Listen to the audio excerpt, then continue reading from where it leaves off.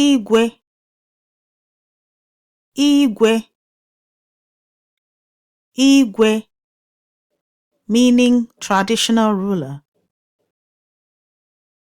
Ọnọchie bụ igwe obodo a.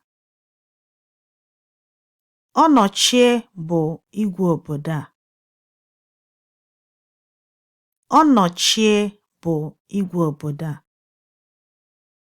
Ọnọchie is the traditional ruler of this town.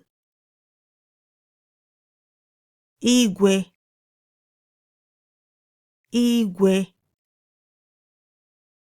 Igwe, meaning traditional ruler.